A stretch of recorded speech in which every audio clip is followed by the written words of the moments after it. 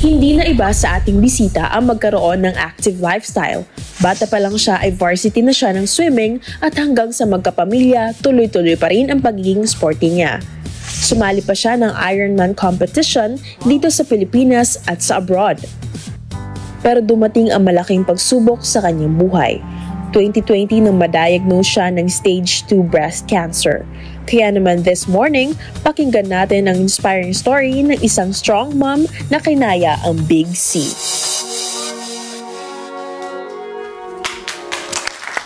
Mga kada, let's welcome Sheilla Gagui. Hi, Sheilla! Hi, Sheilla! Hello! Welcome to Kada Umaga! Thank you for being here! Thank you! Hello! Hi! Let's sit down. Hi, Sheilla! Hi! Bumati ka muna! Hello! Good morning! Hi to my husband, PJ, Adriana, Solen, and Gray. Thank you for being here, Thank you for Sheilla. having me. I guess the first question we should ask is, kamusta ka na? I'm okay now. I'm in remission. Oo. Ilang taon na, Sheilla, yung remission? Going 3rd year on November. So remission naman ngayon. Yeah, for remission. the 5th year na remission na Yes, talaga. pagka 5th year, Considered cancer-free ka na. cancer-free. So we're waiting for that. We ano. are, and it's gonna happen. Let's claim it. Yes. Ito, Sheilla, yung athlete, active ang lifestyle mo. And 3 years ago, 2020, biglang na-diagnose ka nito. Yeah. Why? And do you know why? No, actually, I was at my fittest. It was my peak na parang I was training for back-to-back Ironmans, full Ironmans, and then Berlin Marathon. And then I found out na parang meron akong lump on my left chest. So sabi namin, pa-check. So we had it checked. We went to the doctor. Sabi ko, Doc, can you just tell me ano yung test result? Tapos sabi niya, as per pathology, you tested positive for breast cancer. So syempre nagulat ako kasi I didn't feel anything. Tapos I was, yun nga, training. Nasa 6-hour bike ride na ako. Mga ganon, mga 100 kilometers bike na. Tapos biglang malalaman mo na may breast cancer ka pala. Parang yesterday, I was just doing jump rope for my IG, ganon, content.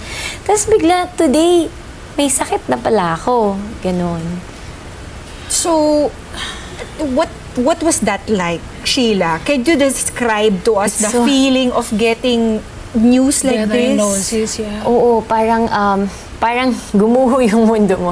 Everything went black. Like, I was really shocked. Kasi, syempre, I was fit. Hindi ako nagpuyat masyado. I don't drink as much. Only like occasionally. Kasi, I have to wake up early to train. So, parang nagulat ako na ganyan. And then, I have young kids pa. They were only 5 and 7 years old. And then, syempre, I have my family. So, parang sabi ko, why is this happening to me? And of all people, me. Kasi it's usually like that, di ba? You hear it from other people. My cousin has ganito, or auntie. But it's never you. But this time, it's my life. And it's me. And it's bakit ako? Oh, bakit ako? Parang ako pa yung hindi umiinom, nagpupuyat, tapos meron. With a healthy lifestyle. Your husband was with you at this time, Yes. Sheilla. He was with me. And how did he receive the news? Syempre, he was sad also. Kasi prior to my diagnosis, yung dad kasi niya had pancreatic cancer. So imagine the trauma for him and my kids. So when they hear cancer, it's like... It's a scare. Oo, it's a scare na parang you can die, parang gano'n. So, paano mo sinabi sa mga anak mo na ang babata pa, Oo nga. At first, hindi namin alam if paano sabihin, kung sasabihin ba namin. Kasi they're too young, baka they won't understand since it's very traumatic for them. But we decided that sabi namin na they're part of our family and everything happens within our family, they should know about it. And they need to understand that mom is not going anywhere. Parang, kasi breast cancer is talaga, very curable. Very treatable. Yes, lalo na at an early stage. Yes, correct. So, maaga naman nahanap. So, I just reassured them na I'm here. Hindi iba naman to.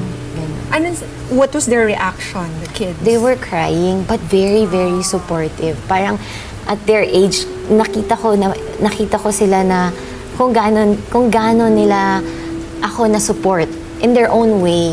You know, when I shaved off my hair, my husband shaved it off for me. Tapos my husband did also. And then my youngest, yung son ko, he said, "Mom, I want you to shave my hair too." He was only 5.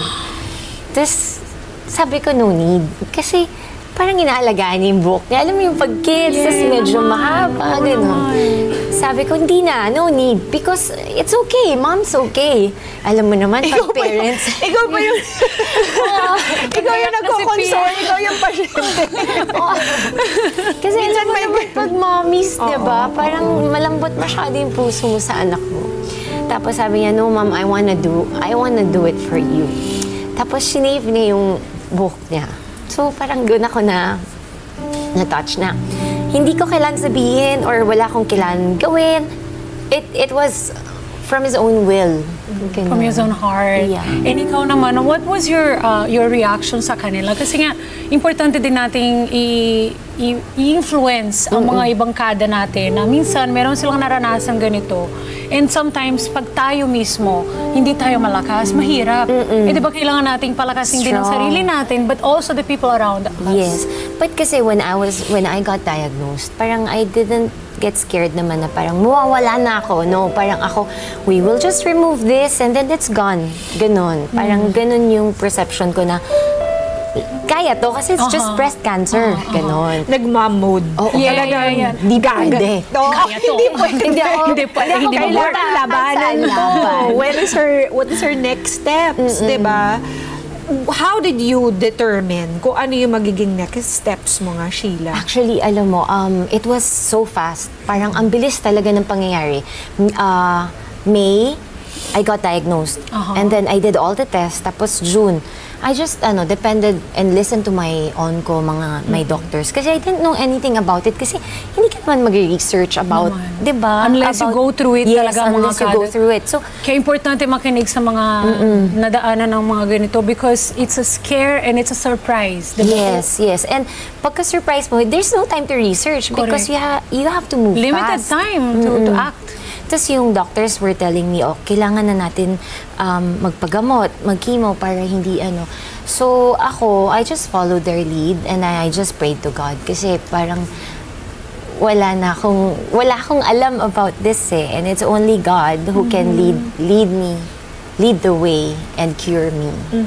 So ano yung mga treatment that you had to go through? Sabi nila, Sheila, sometimes the treatment for cancer is worse than the sickness. Yes, actually. it's true. So, kamusta yung naging routine mo? Kung dati yung routine mo, long bike rides, long running, long swimming sessions, ano na yung naging bagong buhay mo?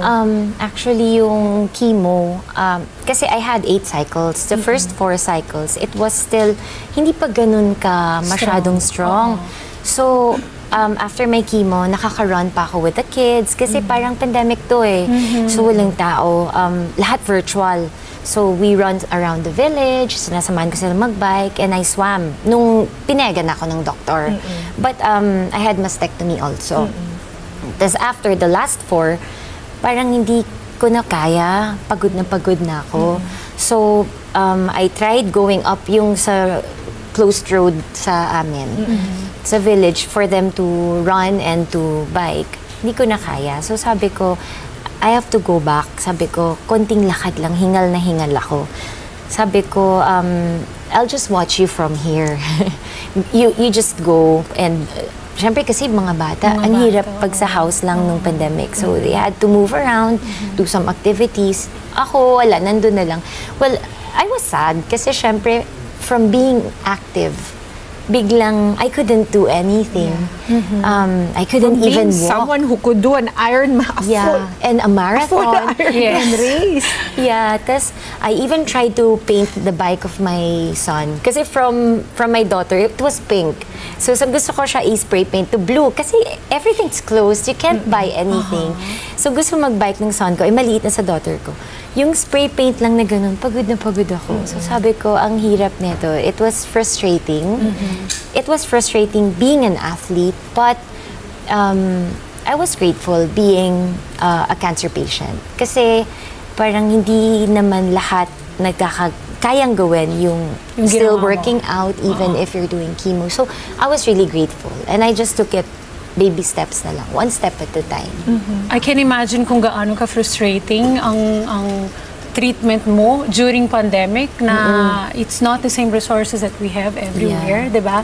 And lalo na you go home and then yun na yun. You're just, imagine tayo lahat po bored, di ba, during pandemic. Mas lalo if you're taking good care of your health. But in a way, I think that was, there's also a positive side to it. Because during the treatment of cancer, ang kailangan mong gawin ay mag-chill, mag-rest ka muna because you really need time for your cells to repair. Yeah. And during chemotherapy, I think that's something you really need, rest. Yes, you need to instead rest. of really working out. But at the same time, dahil nag-workout ka ng all the time, right? Malaking bagay yun, tumulong sa'yo because you're strong enough to fight it. But you know, I realized the more I work out, but not the heavy one, yung ano lang, for fitness, parang lumalakas yung body ko. The better you feel. Yes. Yun, Parang yung stamina ko tumataas. Before, nag-bike ride ako at home only. Yung parang stationary lang. 30 minutes, knock-out ako. Pagod na pagod ako. I slept, ganun. Tapos sabi ko, I'll try again. So nag-chemo ako. And then after, nag-trainers ako ulit. Nag-bike ako. Mga naka 45 minutes, hindi ako knock-out. Talagang little wins, Little wins make talaga that a big time. difference. Hanggang nagwa 1 hour, 2 hours na ako. Nice. Naka-adopt na.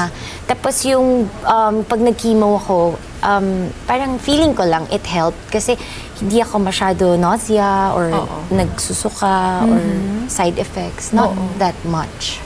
And you sound very positive, Sheila, but I'm sure there were also valleys in your journey. Paano kapag what happens on the days that you're not as Positive. encouraged, diba? Yeah, there are good days and bad days, especially with chemo. Kasi parang today you'll feel ganito, you'll feel happy and all, but tomorrow it's gonna be a different day. It's gonna be a long day. So I allow myself to cry kasi diba we're human and we need to have an outlet. But at the same time, I don't take long on dwelling. So parang iyak ako, tas mamayang konti, parang I'll pick myself up. Parang, okay, tama na. Wala naman mangyayari sa akin dito. Meron bang masabi mo na tinago mo muna sa mga bata na sad ka and sa mga loved ones mo? Yeah. Do you show them? Do you show? Not so much. Kasi syempre, I don't want Iba to sila worry. Yes. Iba yung loved ones na nakakarinig sa ikaw. Actually. And seeing their mom, who is their usually so hero. strong to cry, baka hindi mo alam kung paano nila ipoprocess. Pero ikaw, ano yung sinasabi mo sa sarili mo that gives you the courage back? What to fight? motivates you to Me. fight My cancer? family. Kung maliit pa yung kids, hindi pa pwede ako kunin, ha? Ganun talaga. Hindi, dito lang ako. Paano na?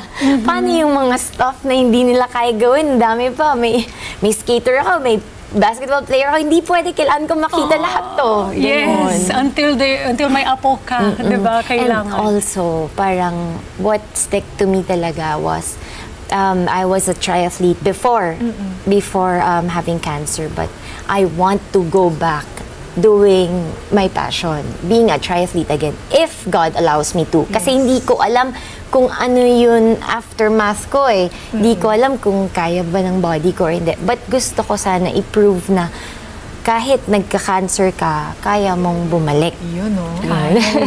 Kaya yan, Sheila. What do you think the purpose is, Sheila? Everything has a purpose, Yes. diba? Yes. Even when we get sick, Yes. may plan si God. We actually, sabi ko, I don't know what God's plan is for me now, but I know it's gonna be big pag nalaman natin. But now, kasi doing what I love, like my triathlon, I think in my own way, is to help other people, like, you know, motivate, inspire them. Kasi sometimes I get messages na parang, Miss Sheila, thank you for posting like stories of you working out or ganyan. Kasi it motivates me na kahit papano, imbis na I'm just here sa side, dark side crying, parang naglalakad daw siya. And nakaka-happy talaga ako when I hear kahit just liit na bagay na ganun. You're inspiring a lot of people who are watching right now. Sheila, why don't you take this opportunity to talk to people who are also going through their own challenges in life? Some of them could be sick at the moment. Ano yung gusto mong sabihin sa kanila? So, kasi syempre, hindi mahirap yung pinagdadaanan natin, yung cancer, and each body is different. Kung sinabi ko sa akin ganun, iba yung sa inyo. Basta laban lang. Meron tayong good days and bad days, as I've said. Pero God will always be there to guide us, to lead us, and hindi niya tayo papabayaan. Wag natin pangunahan because hindi naman natin alam what will happen in the future. But as of now, we're here, we're fighting. It's worth fighting for. Hello mga ka-Net 25! This is Diana Menezes, and for more Kada Umaga updates, just click the subscribe button and follow us on Net 25 social media pages at Net 25 TV and at Net 25 Entertainment.